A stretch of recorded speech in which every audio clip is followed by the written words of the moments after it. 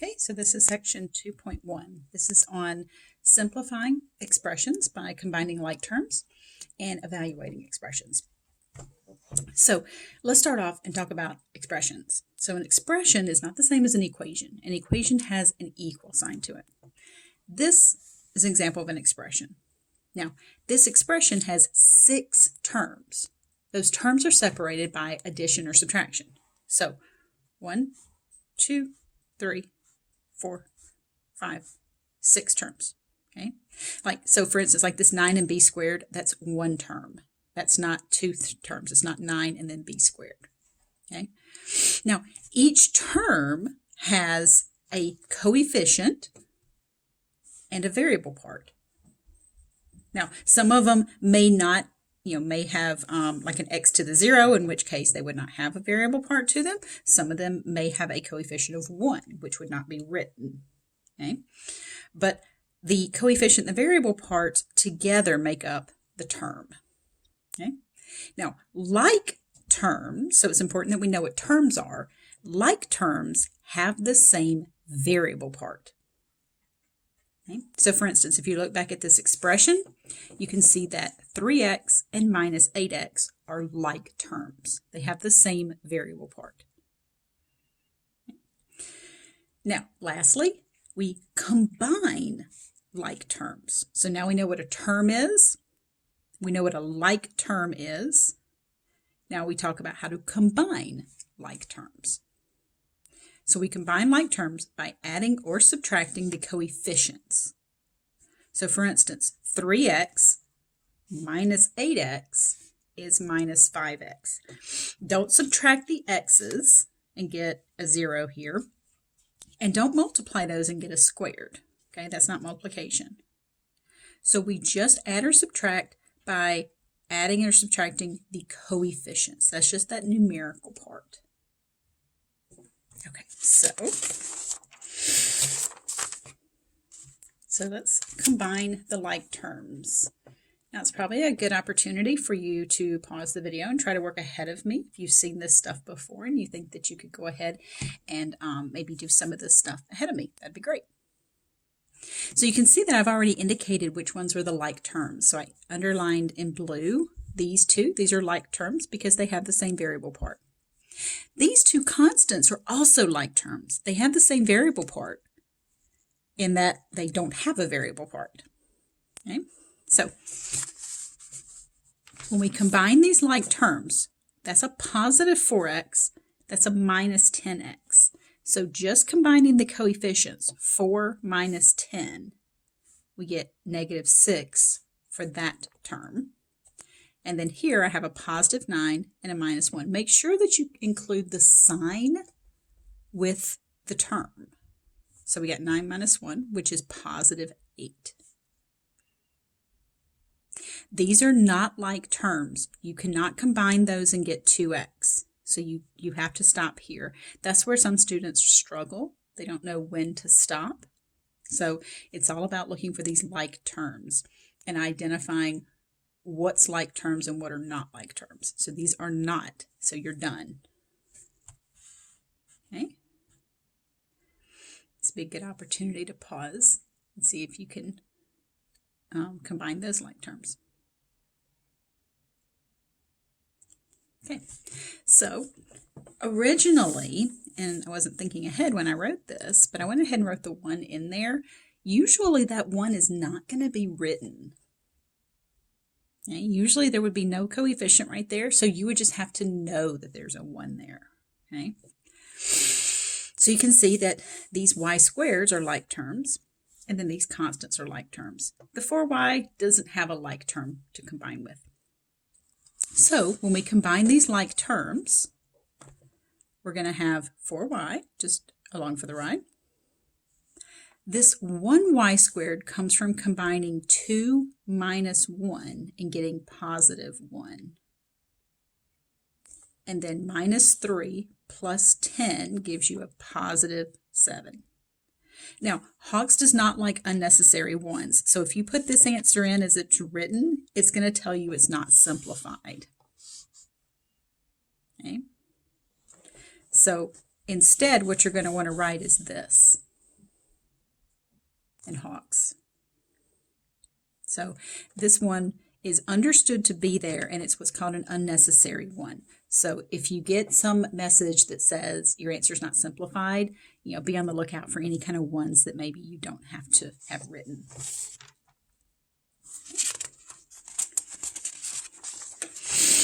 So let's do some more. This one requires a little bit of work first. Before we can combine our like terms, we need to distribute first. So I'm going to distribute the 2 throughout, and then this -4 throughout. Okay. Now it's important to notice where the parentheses start and end, because that controls how far you distribute. So this -4 is distributed just to these 2. So that's why the 2 isn't distributed to everything here, because there's parentheses in right there. So we're going to distribute first. Remember, distributing is multiplication. So that's 2 times n squared, or just 2 smushed against n squared. Remember, this, the smushing means multiplication. And then 2 times -3n is -6n. Then over here, you're going to distribute the minus and the 4. Okay, so we have -4 or -4 times n squared. And then -4 times +2 gives you a -8n. So pay close attention to my signs there. Let me see. There's my yellow. Oops. Throwing pens around here. So let me just try to accent that just a little bit. So as you can see, those were where the signs changed, where the signs got distributed as well, where the negative got distributed as well as the 4. Now, check it out. There's like terms to be combined here. We have n, these 2, and then we have n squared over here. And apparently my dog is super itchy now, so you can hear all the jingling in the background because, hey, I'm recording, so I got to scratch. All right, so combining these like terms, we get 2n squared minus 4n squared. So that 2 minus 4 is a -2. So again, I just kind of wrote that. I guess I'll take the shaking and the scratching to the fact she was cleaning her butt earlier. I could have that on video, so that'd be great. So anyway, -6n and then -8n. Combining those, we're going to get a -14n. So I'm just trying to color code these for you, and keeping with my color scheme here. So I underlined those in blue, and I got this in blue, and I underlined those in red, and I got this in red. Now these 2, they have the same variable n, but they don't have exactly the same variable part. This one's an n, this one's an n squared. So these are not like terms. Okay, so these not like terms. So you cannot combine those, so you're done.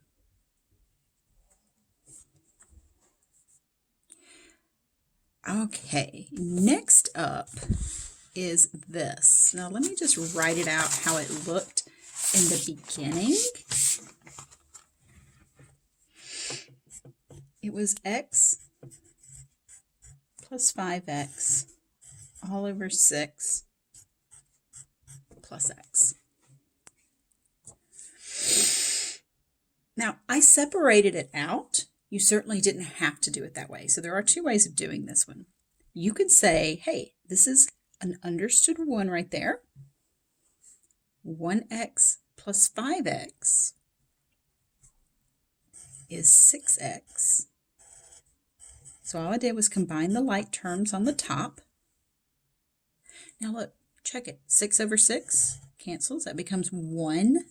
So I get this 1x plus this x, which we know is also an understood 1 right there, which is 2x. Okay. Now that way works out really nicely with this example because those were like terms. If those had not been like terms, then this would have been a lot messier, okay? So I did it another way for you. So there's my final answer. You could have also separated this into 2 fractions, and that would be the approach you would want to take if these weren't like terms. And that's to separate this fraction and that fraction so that we get x over 6 plus 5x over 6 plus x. So this x from right there. Now remember, there's an understood 1 right there, and there's an understood 1 right there.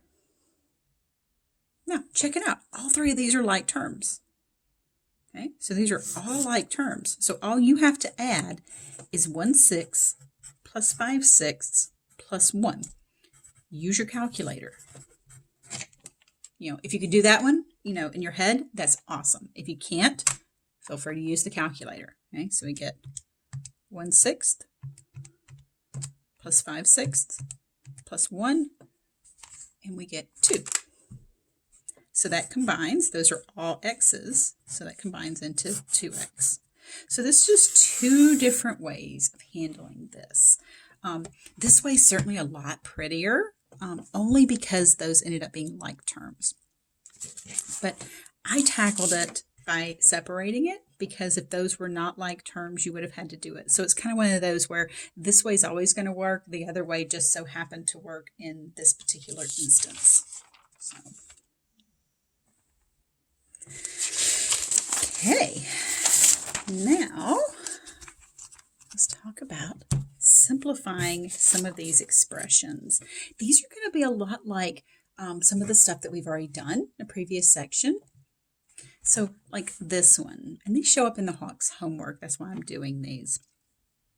Notice these have a common denominator, and these are addition.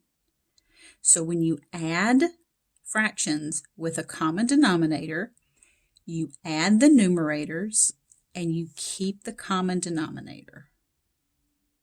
So 1 plus 2 is 3. Keep the common denominator. Then we can cancel this 3 and this 3.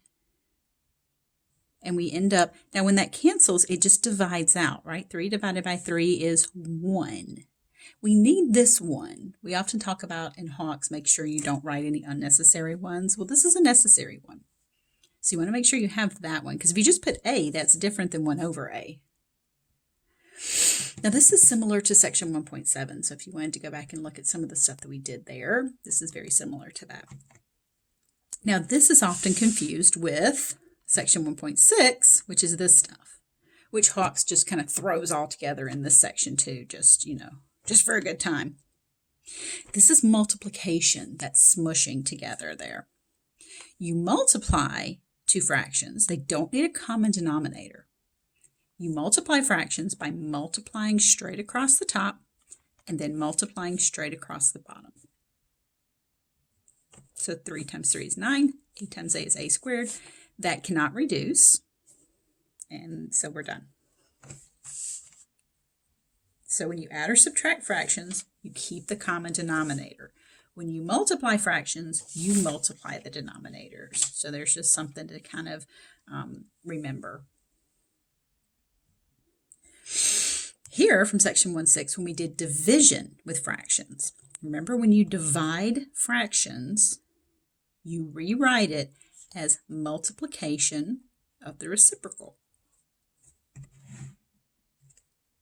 So when I rewrite that as multiplication, and I take the reciprocal of this fraction, look at what happens.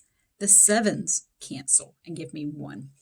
The a's cancel and give me 1. The b's cancel and give me 1. Now, if you chose to multiply that out first, you could have.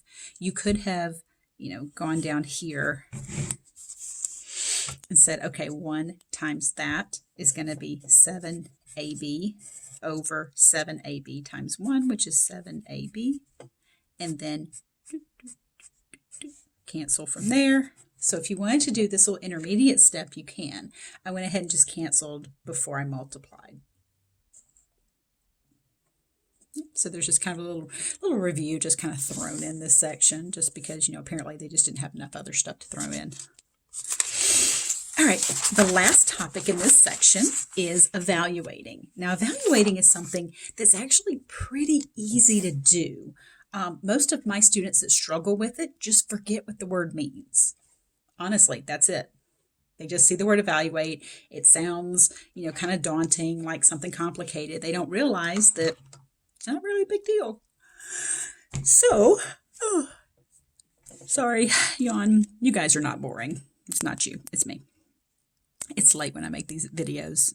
That way my kids aren't screaming and running in here and acting fools and, folding chairs, going WWE on each other and stuff. So anyway, so evaluating. Now, Hawks is going to tell you, okay, Hawks is going to say, you should combine these like terms and simplify this expression, right? Then evaluate it at 9. I say, don't do that, right? Instead, evaluate just means to plug this number in for this letter. So replace all these X's with a 9. So you can see how I kind of color-coded it there? Now remember that 5x, that smushing there, that juxtaposition, means multiplication. So that's 5 times x. That's 2 times x. So I'm going to replace all the x's with 9s and then use the calculator. I'm not going to combine these like terms and simplify that expression first. So remember, 5x is 5 times x. So that's 5 times 9 plus 4 minus 2 times 9 minus 13. So I tried to replace the x's with 9s here and do it in a different color. And then just put this in your calculator just like it looks. Okay, so we have 5 times 9 plus 4 minus 2 times 9 minus 13. So you're going to type this in exactly as it looks. And boom, 18. If you did choose to combine the like terms and get a simplified expression and then plug in the 9, you would get the same answer. It just feels like more work that you have more of a chance of getting something wrong on. So that's why I say, hey, go ahead and plug in and use calculator. All right, this one looks a little more menacing because it has 2 variables that we're going to be plugging in for. Okay. That means we're going to replace all the a's with 5s, and we're going to replace all the b's with -3. So you can see how I kind of color-coded these for you. So let's go ahead and plug in these numbers. Remember, 5 smushed up against a is 5 times a, which is 5, minus a, and then b squared. Now here's the thing. Whenever you have an exponent, you need to put that number in parentheses so that you make sure and square that entire number. Because we've talked about this before. If you don't put parentheses, it only squares, the 3, not the negative. I'm curious if my yawning on the video is making you guys yawn. Is it because yawns are contagious, so is it like hearing one is going to be, I don't know. Anyway, back on track here. So when you have an exponent, make sure that you put it in parentheses, okay? Trust me on this. Now here, what I typically do is if I have that negative sign, I must always put negatives in parentheses because I don't want to accidentally subtract. I don't want to accidentally write that too fast and it looked like 3 minus 3 instead of 3 times -3. All right. We're just going to type all this in the calculator just like it looks. 5 times 5 minus 5 times, put those parentheses in, trust me on this. Parentheses, then on the outside is a squared, minus 3 times -3. There where you guys can see everything. You should do these computations along with me and make sure that you can get these same answers.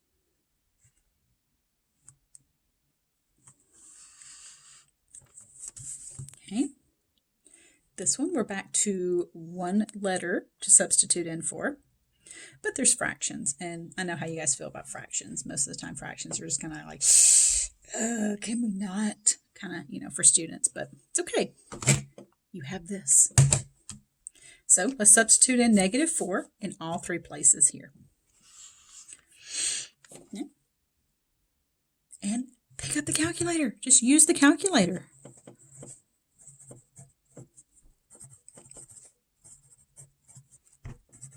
And make that note on here just so you don't think it's some kind of elfin magic or something that I'm doing here. It's just calculator. Okay, so we got negative 4 over 6. Yeah, I know that reduces. I'm just not going to bother with it because, you know, boop, boop, boop, calculator's going to do it for me. Plus negative 4 over 2 minus, let's see, fraction 2 times negative 4 over 3. And let's see, that's it. 0. Well, that's interesting. Interesting. It is, in fact, 0. If you did this out, you'd get like negative 2/3, negative 2. And then this is a positive 8/3. So that actually happens to be the same as 2 2/3. So it does come out to be 0, but I liked this one because of the fractions and because it came out to be 0. And I thought that if you got one that ended up 0, that you might assume you did something wrong. But remember, 0 is not undefined. 0 is a perfectly legitimate answer. If you divide by 0,